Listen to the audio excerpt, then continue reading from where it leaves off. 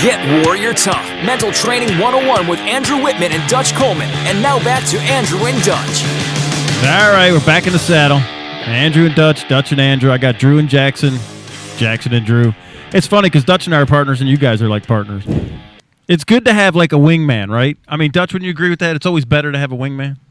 Absolutely. It gives you that balance. It gives you that accountability thing you got, that the feeling that you got that somebody has your back. You know, I don't have to be perfect because I know somebody is with me that knows me, that can balance or counterbalance whatever I'm doing. Yeah, you guys keep each other accountable too. I noticed that, right? I mean, yeah, that's very true. We actually, when was it? Was it like a few weeks ago? Started a second semester. We started like this thing where we're trying to keep each other accountable, like try and keep all the cursing to a minimum and no excuses. We get up every day and we do our morning routine. We keep each other accountable to that. Yeah. Now, listen.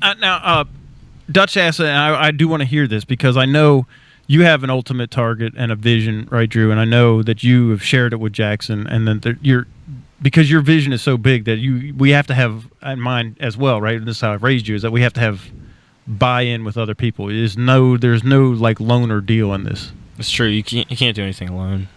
I So mean, that's part of the thing at the Citadel too, is you can't do anything alone. Right. So talk to us about the vision. You guys jump in and tell us about where it is. And now listen, people would say that you guys, it's just a dream or whatever. Exactly. Right. And it was a dream since you were in 6th grade. You were focused on the Citadel. When you focus it, you can accomplish whatever you want to do. So I want to hear the dream. Make it, it could be, people, it doesn't matter whether people call it fantasy or not. I want to hear what it is. Okay, well, I'm the science guy, so my whole thing is that I'm going to be building weapons and tech, cool stuff like you see on like sci-fi movies, like Iron Man suits and stuff along those lines. And then Jackson, you're the... I'm the business guy. I love to save a buck when you can make a buck. You know what I'm saying? Dutch, that sound like he's talking your language, man. The business guy. So you're a business major, right? I am. So you're product development over here and visionary with all the tech, and you're the guy that's going to make it happen business-wise. Yep, behind the stories.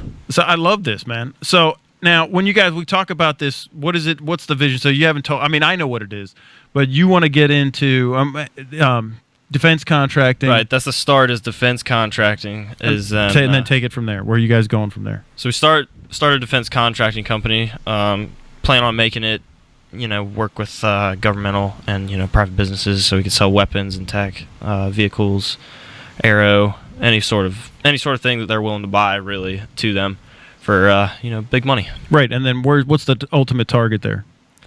Well, first, I'm going to take a step backwards because we have to... We can't just jump into it, not going aimlessly blind. Right. I'm really interested in going through the Air Force finance, and I know he's interested in like getting some experience on some contracting places. So that's your guy's next step. Yes. So he's going to go get his professional engineering license at a defense contractor, learn how that side of it, and you're doing the Air Force through finance, and you're going to work that whole system. Yeah. We have to understand what we're doing first before we jump into it. See now, Dutch, do you hear this? Yeah. That they got to understand what they're doing. Like, man, there's 50-year-olds need to listen to this right now because people jump out there and they don't do the foundational work that they need to do to get to where they're going. And they generally don't have nearly as detailed a plan as these guys are going to have nowadays. I mean, this is a wonderful opportunity to be laying down and people, people in the past were good enough just to have a general plan. Oh, I want to be a fireman. Or I want to be this, I want to be that. Right, yeah. No, what are you doing next week? What are you doing next month? What's your 1 year? What's your 2 year? What's your 3 to 5 year? What's your 10 year? And that's what your most successful people are doing today. They're planning every step of the way, man. And more details, and they're able to get in front of things and they're able to advance a lot quicker because they have that detailed plan. All right, so I'm super impressed by this. So you get through that, you're going to do that, and then you guys come back together after, say, 5 years, right, or 4, 5, 6, whatever it is, and then you start planning. Then what's the ultimate? Where do you see this thing going? 10 years, 20 years, 50 years? What is it? Okay, I would say at first it's just going to be a single company. Probably just the defense contracting side of it. Try and push it as far as we can. Far up as on the Forbes list is what I'm hoping to get. Okay. At least with that one.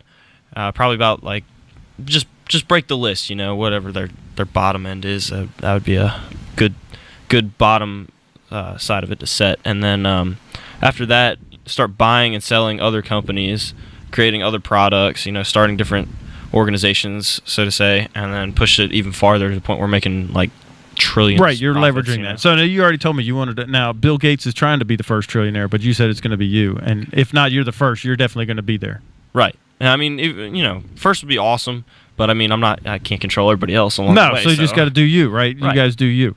So this is just amazing that you guys like to think out that far. Now, let me ask you this. Knowing that you have that end goal, so you got not just the 5-year plan and the 10-year and the 20, you've got the 50-year plan where you see this thing is going to be, you guys see yourselves as trillionaires.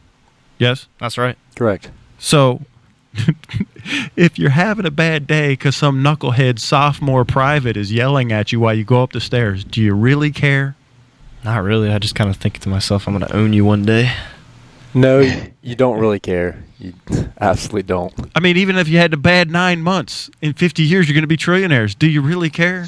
No.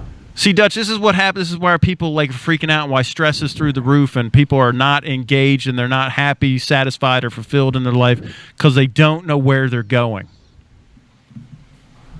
Yeah, and if you don't have a detailed plan, then there's no way you can keep in perspective how small a problem today is. But if you just have that big general plan with no details, you might think this one thing that happened just ruined everything.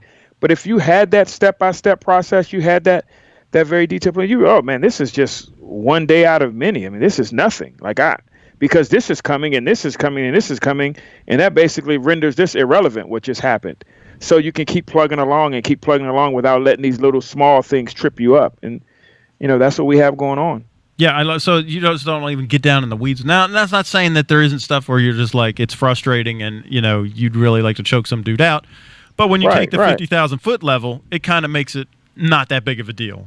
Would you agree with that? Absolutely. Agreed. Absolutely. Yeah. All right, that's good. All right, so you got this big plan.